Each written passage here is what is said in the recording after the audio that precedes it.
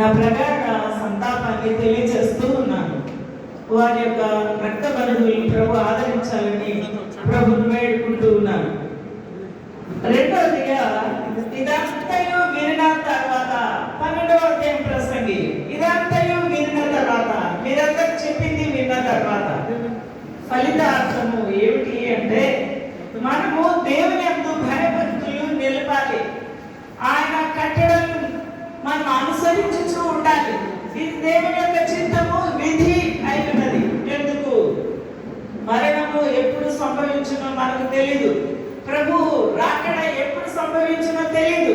ఏ రాత్రిలో ఏ తెల్లవారుజామునో మనకు తెలియదు. కాబట్టి మనము సిద్ధపడి ఆ ప్రభు పిలుపుకు ఎత్తబడాలి. అది మనము జ్ఞాపకం చేసుకోవాలి. ప్రతి కూడికలో దేవుని వాక్యం మనల్ని హెచ్చరిస్తుంది. ప్రతి కూడికలో మనల్ని రేపుతుంది. మన ఆత్మ సిద్ధపడాలి అని ప్రభు యొక్క చింతము తెలియజేయబడుతూ ఉంది. కాబట్టి మనం నిర్లక్ష్య వైఖరి మానవేయాలి. అందుకే ప్రభు ఏమంటున్నాడంటే, గూఢమైన ప్రతి అంశమును గురించి మీరు రహస్యంగా, మీరు సమాజంగా, లేకపోతే ఇంట్లో బయట ఏమేమి చేస్తున్నారు, వీటన్నిటిని గురించి ప్రభువు లెక్క అడగబోతూ ఉన్నాడు. They have the records, they have the proofs. You cannot escape. ఆకాశం నుంచి ఎస్కేప్ అవ్వలేదు, భూమి నుండి ఎస్కేప్ అవ్వలేదు. ఆకాశం ఆలకించు, భూమి చెయ్యలేదు. నేను పిల్లలను పెంచి పెద్దవారిగా చేశాను, వారు నా మీద తిరగబడ్డారు. ఇది దేవుని యొక్క సాక్ష్యాలండి. You cannot escape from these two evidences, witnesses. కాబట్టి మనం చేస్తున్న ప్రతి రికార్డ్ అవుతుంది. Be careful. We are accountable to our life. దేవుడు మనకి ఇచ్చిన ఈ ఆత్మకు, ఈ జీవితానికి, ఈ ఆరోగ్యానికి, శక్తికి, బలములకు, ప్రతి దానికి కూడా కర్త అయిన ప్రభు లెక్క అడగబోతూ ఉన్నాడు. అది మంచిదే కానీ, ప్రతి క్రియ అది చెడుదే కానీ తీర్పులోనికి తెచ్చును, తీర్పులోనికి తెచ్చును. We ought to stand before the mighty throne of the Lord. We have to face the judgment. ఆ జడ్జిమెంట్ లో మన క్రియలు మన మీద సాక్ష్యాలు పలుకుతున్నాయి. కానీ యేసు రక్తంలో కడపడితే, మన పాపంలో పుట్టుతే, ఆయన మన ప్రతి రికార్డులో ఉన్న పాపాలన్నీ ఆయన రక్తం మనల్ని శుద్ధి చేస్తుంది, పవిత్రపరుస్తుంది, తెల్లని హిమములాగా చేస్తుంది.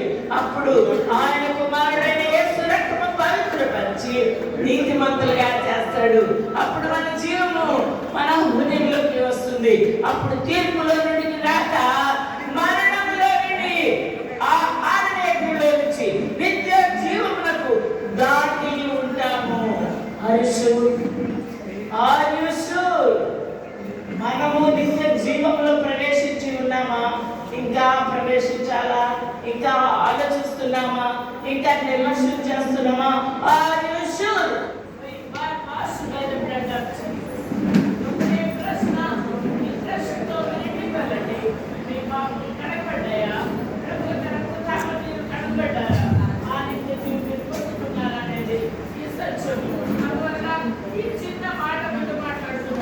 ప్రభు యొక్క రక్తధారంతో కడగబడిన వాడు మనము తీర్పులో నిలబడినప్పుడు మనము త్రోయబడకూడదు. దూతలు వచ్చి మనకి అగ్నిలోకి త్రోసివేస్తారు. అంటే బ్రతుకు మనకు రాకుండా ఉండాలంటే ప్రభు యొక్క రక్తధారంలో కడగబడాలి. మన ప్రభు మనతో మాట్లాడుతుండగా లోబడదాం, సరి చేసుకుందాం.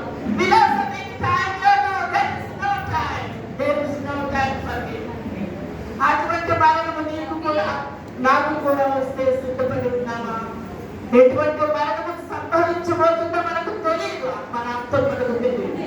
అందువల్ల సిద్ధపడమని, మీ కుటుంబాలు, మీ బిడ్డలు రక్షించబడాలని మనవి చేసుకుంటూ ఈ సమయం ఇచ్చిన అందరికీ కూడా అయ్యగారికి అనేక వందనాలు తెలియజేస్తున్నాను.